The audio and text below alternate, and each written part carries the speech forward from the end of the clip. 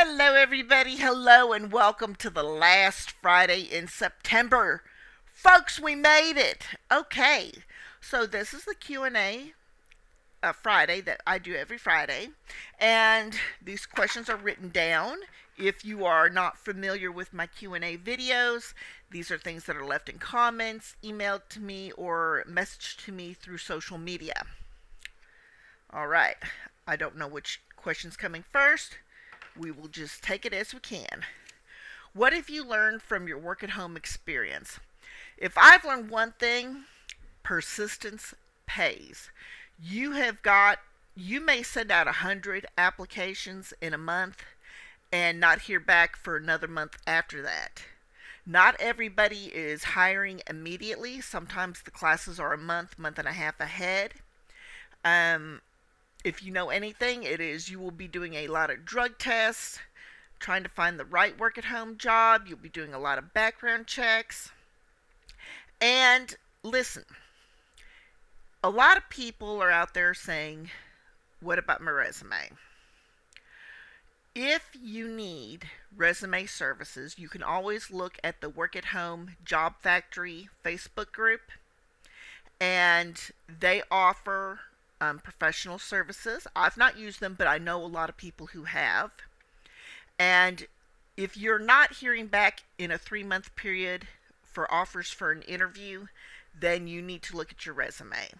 If you need interviewing prep skills, they offer that service. Of course, it does cost money. And you can also Google the 5-star interview method, and a lot of companies use that. Okay. What is the biggest work from home struggle? That would be time management. And we touched on this last week, and I want you to know that you have got to be very aware of your time management. So, like, for example, I don't have kids, but my friend does. So her time management skills look different than mine.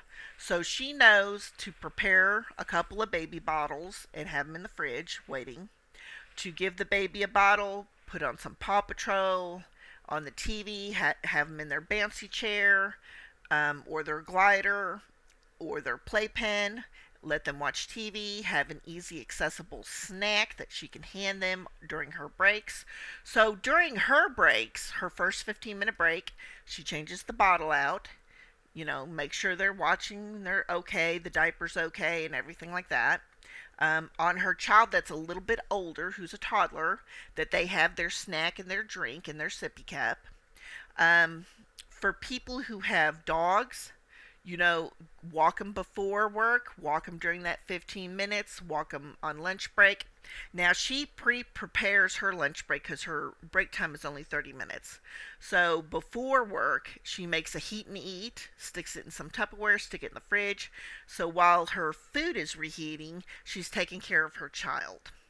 For myself, I got to have a couple cups of coffee. I got to take care of comments and social media inquiries on, Facebook. Yeah, I'm on Instagram, but Twitter, places like that. So that's kind of what my day looks like. I prep my lunch, so it's just a heat and eat as well. Good thing to do, but time management's the biggest thing. How many applications should I fill out per week? I would say you should have 2 to 3 applications per day. So you're talking about 10 to 15 per week. Don't just apply to everywhere. Get connected on Facebook. There are many work from home job Facebook groups. So get in there and ask around. Don't ask who's hiring. Just don't. That's considered fairly rude in the work from home forums. People like the administrators, other people who already have jobs, will be posting job links. You will have to do assessments, tech, speedtest.net. You're going to be very familiar with that to run your speed test, and tech checks, things like that. But 2 to 3 per day is good, Monday through Friday. And if your resume is well written, you should hear back within a month. maybe sooner. What is a SME? S as in Sam, M as in Mary, E as in Edward. SME stands for subject matter expert. So this is a person who is like a team lead. They're above a regular team member but below a supervisor.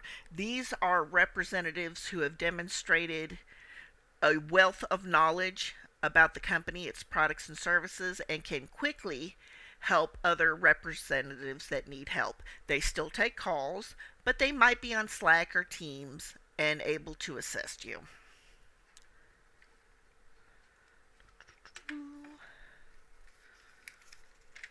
How do I know how many hours I worked as a 1099? Um, I keep track, daily. So I have a set time. I work 2 hours, off an hour, 2 hours. So it's 4 hours of work time, Monday through Friday, equaling 20 hours. That is pretty much where I'm sitting at right now. I may do more as we get into fall and winter and next year. But right now it's just 20 hours a week. I keep a very steady schedule. I keep a set schedule that works out for me and my living situation. But you should keep track. It is your responsibility. And you can always make an Excel spreadsheet or something like that. Okay. How long does it take to get YouTube to see my videos? I would say look carefully once you have 100 videos out. Sometimes YouTube, especially if it's a short, will pick it up and you'll have hundreds, if not a couple thousand views, and people coming to your channel. And depending on the topic and how well you take care of editing and thumbnails and things like that, it'll rely on the competition in your niche. And if you're active in your niche community, say you're about budgeting. Okay, so are you on other budgeting channels, commenting? Do you see what works for them and what doesn't work for them and apply it to your own channel? But having a well thought out, good content channel, give it about 3 months. How do you deal with boredom and loneliness? I am very active on Facebook and very active on YouTube. I love documentaries. I watch a lot of like Alaska based vlogs. So I keep occupied with that. I've got pets, I've got family and friends nearby, and family and friends not nearby. But if you're talking about workplace loneliness, a lot of companies use like Zoom, they use Teams, they use Slack, and there's usually a water cooler chat room where you can just be like, hey, I'm on my lunch break, how y'all doing, how do you like this, how do you not like this, oh man, I had a tough call, and to go over it. Okay. All right. What is the difference between talk time and available time as far as pay? So, as we have talked about earlier in the video, I work 20 hours a week. If I'm logged in to take calls as a 1099 for 20 hours a week, that doesn't mean I'm talking the whole time. Usually I give myself 45 minutes out of every hour to be talking, and then guesstimate my pay then. Now I know with live ops they update their pay every couple of days depending on the client, so you can see exactly how much money you made and how long you were talking. So that's the biggest difference. Now for regular employment W-4 employees, there's no difference. However time you're logged into your computer and at work is how much you get paid per hour. Alright, we're going to do one more. How do I handle work schedules when I am at home? So again, with the time management, you definitely need to be logged in and have all your windows open to doing what you're going to be doing right before work. So if you are in Zoom class, you need to be waiting in the waiting room in the Zoom class at least 5 to 10 minutes before the start of shift. Do not be a come lately person or anything like that. But you do need to use time management skills. If you are working and it's not working out for you, Maybe your kid's crying. Maybe the dog's sick. Maybe an older parent needs some caregiving during the time. You probably need to find a job that works for you. One of the reasons that I'm in a 1099 position is I need a flexible schedule more than I need the benefits and taxes taken out. And that's just the truth. So, anyways, I thank you for staying to the end of the video.